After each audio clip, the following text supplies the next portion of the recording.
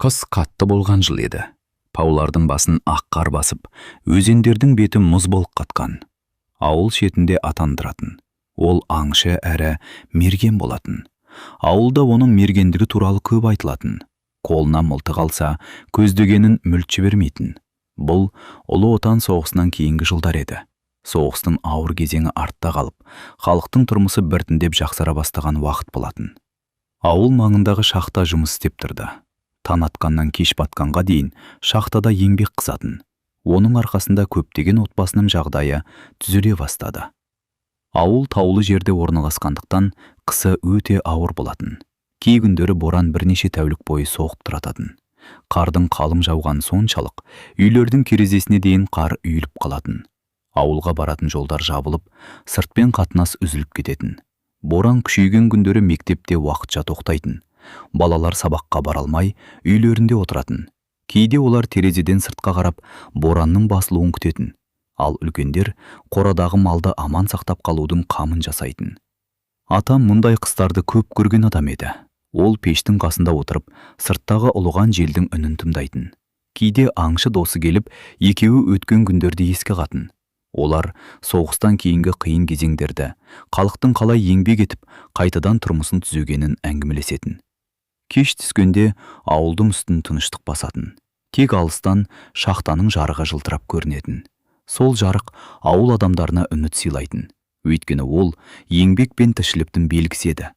Атан терезеден қар басқан тауларға қарап отырып, туған жердің қатал табиғатында, оның сұлулығында жақсы көретін.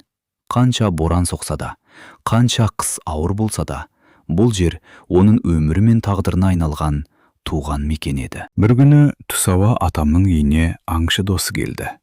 Сыртта қар қалың жауып тұрған. Желдің екпіні күшейіп, тау жақтан қара бұлт үйіріліп келе жатқан еді. «Жүр, аңға шығайық. Бүгін жолымыз болады», деді досы. Атам үндемей сыртқа қарап тұрды. Ол өмір бойы табиғатты бақылап өскен адам еді. Аспанның түріне, желдің бағытына, қардың түсуіне қарап, ауа райының қалай өзгеретінін жақсы білетін. «Бүгін шықпағаным дұрыс», деді атам біраздан кейін. «Кешке қарай боран күшейеді.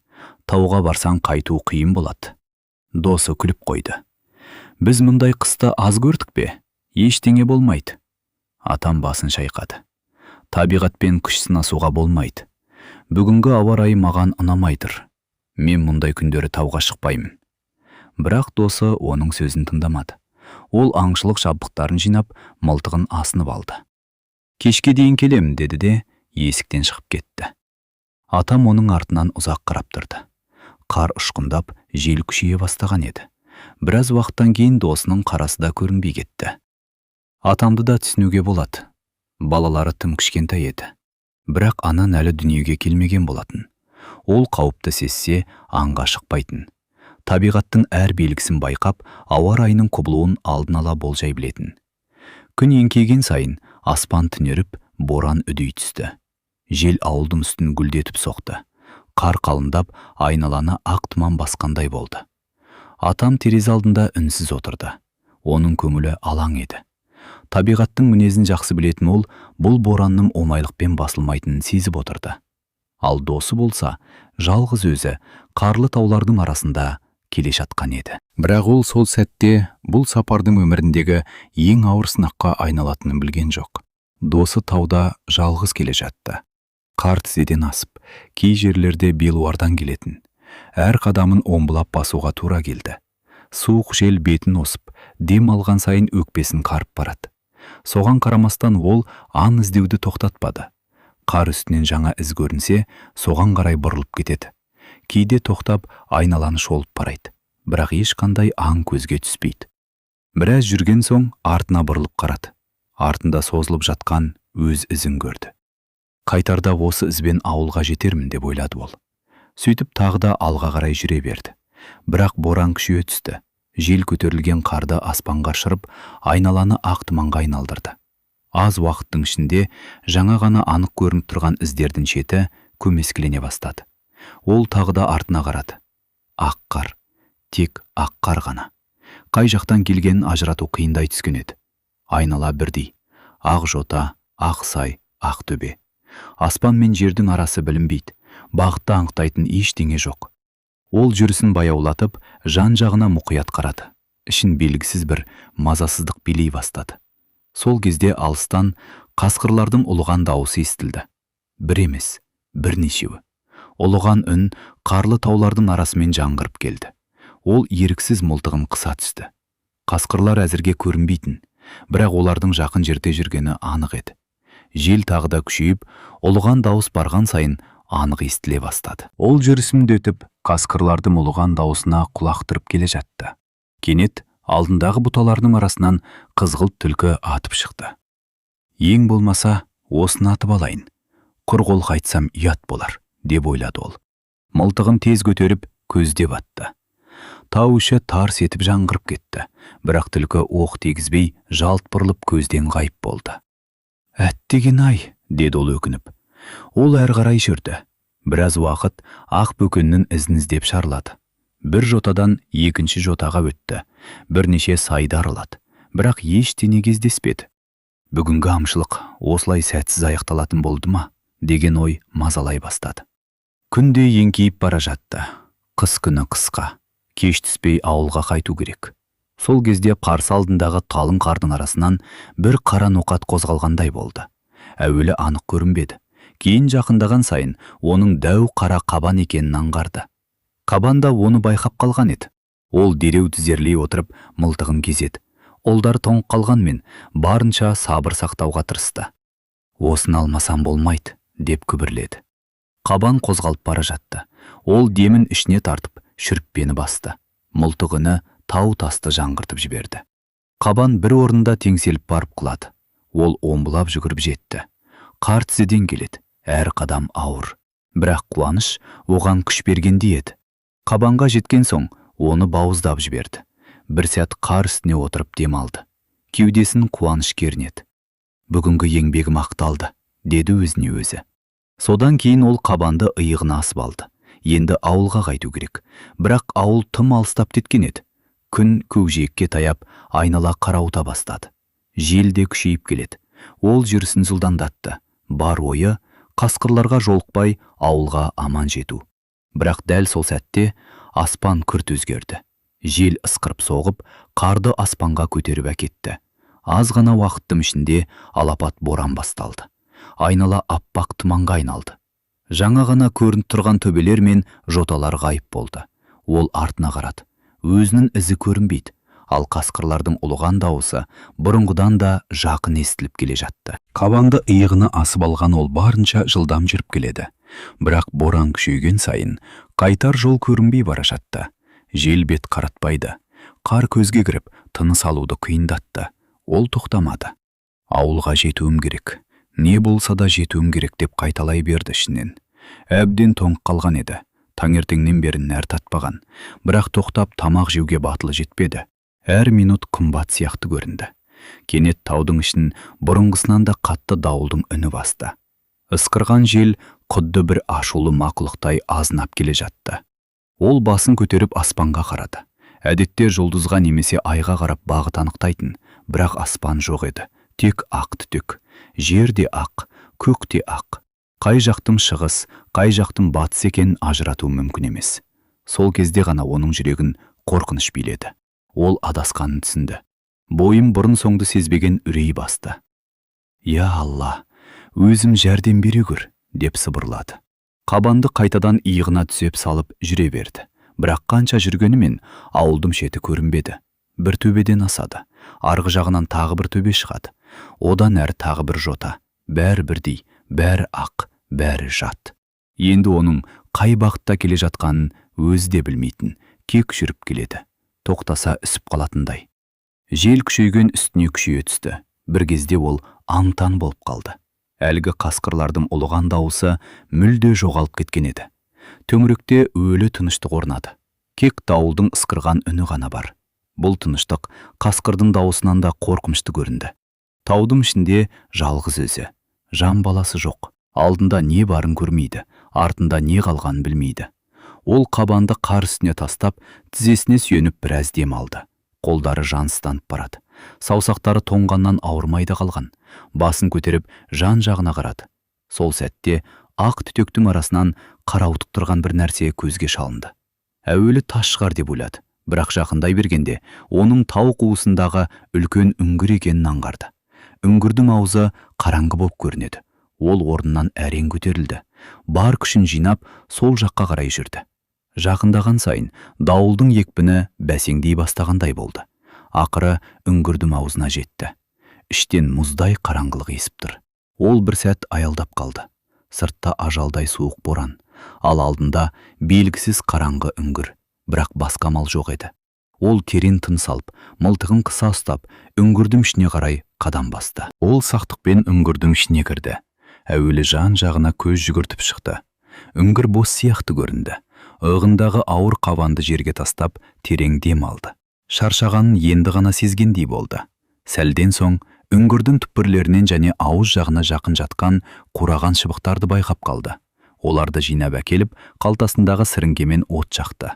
Көп ұзамай от лапылдап жана бастады. Жылуды сезгенде оның көңілі орнына түсті. Шүкір, деді өз-өзіне. Сырттағы боран болса, бұрынғыдан бетер күшейіп тұрған еді. Желдің ысқырған үні үңгірдің аузына соғылып, қорқынышты гуіл шығарады. Ол отқа жақындап отырып, үстіндегі тоңған киімдерін кептіре бастады. Қолдарын отқа тосып, саусақтарына жан кіргендей болды.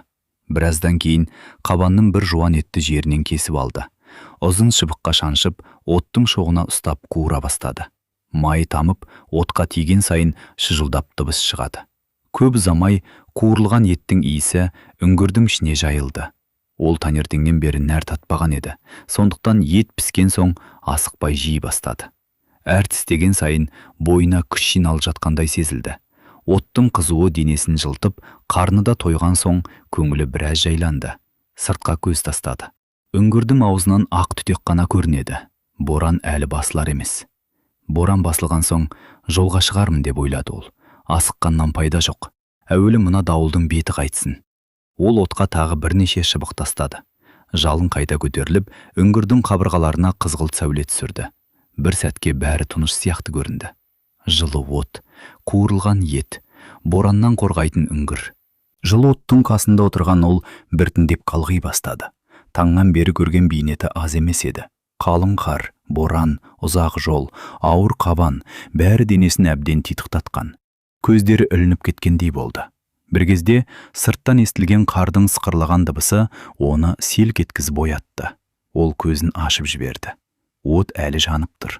Бірақ үңгірдің сыртынан біреу қарды сықырлатып басып келе жатқандай. Жүрегі дүрсілдеп қоя берді. Өне бойын үрей биледі. Мылтығына қол созайын десе, қолы дірілдеп кеткендей. Келесі сәтте үңгірдің аузында бір қара көлеңке көрінді. Ол демін ішіне тартып қалды. Үңгірдің кіреберісінде ұзын бойлы, денесін түгел түк басқан бір мақұлық тұр еді. Түктері иығынан төмен салбырап тұр. Екі қолы тізесінен де төмен түседі. Бойы 2 метрден әлдеқайда ұзын сияқты. Ол өмірінде мұндайды көрмеген. Қасқырдан да, аюдан да қорықпаған аңшы дәл қазір өмірінде алғаш рет осынша үрейленді. Жүрегі аузына тығылғандай болды. Бірақ әлгі мақұлық ешқандай қимыл жасаған жоқ. Кек үнсіз қарап тұрды. Аңшы сасқаннан орнынан жайлап көтерілді. Қолындағы жеп бітірмеген қуырылған ет есіне түсті. Ол етті алып әлгіге қарай созды. «Төрлетіңіз», деді дірілдеген дауыспен. Мақұлық бірер сәт қозғалмай тұрды. Содан кейін баяу жақындады. Оттың жарығына кіргенде оның алып денесі анық көрінді. Қолдары өте үлкен, саусақтары ұзын. Беті де адамға ұқсайды, бірақ дәл адам емес. Ол аңшы ұсынған етті алды. Сосын ештеңе деместен оттың жанына келіп отырды. Аңшы көз алмай қарап отыр. Мақұлық етті асықпай жей бастады. Сол кезде оның ұзын тырнақтарын байқап қалды. Тырнақтары кәдімгі адамның тырнағынан әлдеқайда ұзын еді. Бірақ түрінен ашу байқалмайтын. Керісінше қатты шаршағанға ұқсайды. Қарны ашқан сияқты. Сырттағы қатыгез қыстан тығылатын орын іздеп жүргендей. Оның үстіндегі ұзын түктеріне қар қатып қалған. Кей жерлері мұз болып жабысып тұр. Аңшының ойына түрлі нәрсе келді. Бұл жануар ма? Әлде адам ба? Әлде екеуінің ортасындағы бір белгісіз мақұлық па? Бірақ қанша ойланса да жауабын таба алмады. Екеуі үнсіз отырды. Сыртта боран ұлып тұр. үңгір ішінде пек оттың сықыры естіледі. Біраздан соң әлгі мақұлық етті жеп болды. Орнынан баяу көтерілді. Аңшы еріксіз кейін шегініп кетті, бірақ мақұлық оған назарды аудармады. Үңгірдің аузына қарай жүрді. Сосын ақ түтек боранның ішіне кіріп, қараңғылыққа сіңіп жоғалып кетті. Бәрі бірнеше минутта болғандай еді. Аңшы ұзақ уақыт орнынан қозғала алмай отырды. Сәлден кейін ғана бойындағы қорқыныш басыла бастады. Ол отқа тағы бір шыбық тастады. Содан соң жаңағы мақұлық отырған жерге қарады. Дәл сол орында қарға араласқан үлкен іздер қалыпты. Ал үңгірдің ішінде әлгі мақұлықтың иісі әлі сезіліп тұрған еді. Есін әрең жиған ол орнынан атып тұрды. Үңгірдің аузында оқтап, дайындап қойған мылтығына қарай ұмтылды. Қолына қаруын алған соң ғана аздап сабасына түскендей болды. Үстіндегі киімдерін киіп, заттарын жинады. Содан кейін отты мұқият өшірді. Үңгірдің іші қайтадан қараңғылыққа батып кетті. Ол үңгірдің аузына жақын жерге тығылып отырды. Көзі сыртта, құлағы сыртта. Ішіндегі бір дауыс: "Ол қайта келеді", деп сыбырлай берді. Уақыт өте баяу жылжып жатқандай, түн ұзаққа созылып кеткендей көрінді. Бір кезде сырттан қардың сықырлаған дыбысы естілді. Ол селк етіп мылтығын көтерді. Жүрегі кеудесін жарып шығардай соғып тұр. Дыбыс жақындай берді. Боранның арасынан бұлдырап бір қарауытқан бейне көрінді. Сол әлгі ұзын бойлы мақұлық. Бірақ бұл жолы жалғыз емес сияқты. Қолында бір нәрсе бар. Біреуді құшақтап көтеріп келе жатқандай. Аңшының денесінен мұздай тер бұрқ етті. Баласы ма? Бұл ой санасында бір сәт қана жылт етті, бірақ ол анықтап қарауға батылы жетпеді. Не көтеріп келе жатқанын білгісі де келмеді.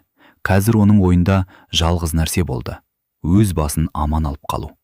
Ол мылтықтың шүріппесін басты. Тарс, оқ даусы тауды жаңғыртып жіберді. Бейне бір сәт теңселгендей болды, бірақ оқ тиді ме, тимеді ме, аңшы байқамады. Байқағысы да келмеді. Келесі секундта үңгірден атып шықты. Қарға омбылап түссе де тоқтаған жоқ. Қабан да есінен шығып кеткен. Жинаған дүниесі де маңызды болмай қалды. Ол тек қашып бара жатты. Алды артына қарамады. Қар кешіп келеді, құлап келеді, қайта тұрып келеді, тағы жүгіреді. Жел бетке ұрады. Боран көз аштырмайды, бірақ ол тоқтамады. Артынан біреу қуып келе жатқандай. Әлгі алып мақұлық дәл артында келе жатқандай. Ол жүгіре берді. Өкпесі өртеніп барады. Аяқтары жансыздана бастады. Бірақ қорқыныш оған күш беріп тұрғандай еді. Бір уақытта ол сүрініп кетіп, қарға етбетінен құлады. Басын көтерген кезде ғана тоқтады. Демі үзіліп шығып жатыр. Сонда барып айналасына қарады. Боран бәсеңдегендей. Қараңғылықтың арасынан алыста әлсіз бір жарық жылт етті. Ол көзін сығырайтып қайта қарады. Жарық әлі тұр, әлсіз ғана жанып тұр. Жоқ, бұл жұлдыз емес еді. Бұл таудағы жарық та емес еді. Бір жерден шыққан оттың жарығына ұқсайтын. Әлсіз жарыққа қарай қанша жүргенін өзі де білмеді. Бір кезде алдынан ауылдың шеті көрінді. Сол сәтте ғана жүрегі орнына түскендей болды.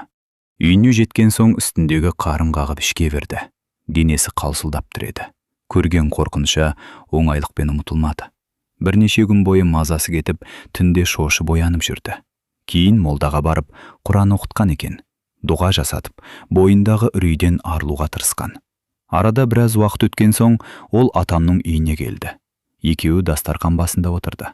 Шай құйылып, ыстық тамақ желінді. Содан кейін аңшы болған оқиғаның бәрін басынан аяғына дейін айтып берді. Боранды, адасқанын, үңгірді, от жаққанын, түк басқан алып мақұлықты. Тіпті соңында мылтық атқанын да жасырмады. Атам үнсіз тыңдап отырды. Әңгіме біткен соң шайынан бір ұрттап қойып: досым, мен саған сол күні айттым ғой, тауға барма деп", деді. Сәл үнсіз отырып сөзін жалғады. Мәселе тек боранда болған жоқ. Жалғыз адам ешқашан тауға шықпауы керек. Әсіресе қыс кезінде. Сен соны ұмыттым. Аңшы үндемеді. Не көрсең де, не кездестірсең де, ең бастысы аман қайттым. Соған шүкір. Сенің аман келгеніңе қуанып отырмын, деді атам. Сол күннен кейін аңшы қыс кезінде жалғыз тауға шықпаған екен. Бұл оқиғаны мен әжемнен естіген болатынмын. Әжем мұның шын болғанын айтып отыратын. Ал үңгірде кездескен әлгі мақлықтың не болғанын ешкім нақты білмейді. Мүмкін ол белгісіз бір жануар шығар. Мүмкін басқа бір құпияның иесі шығар. Оны бір Алла біледі.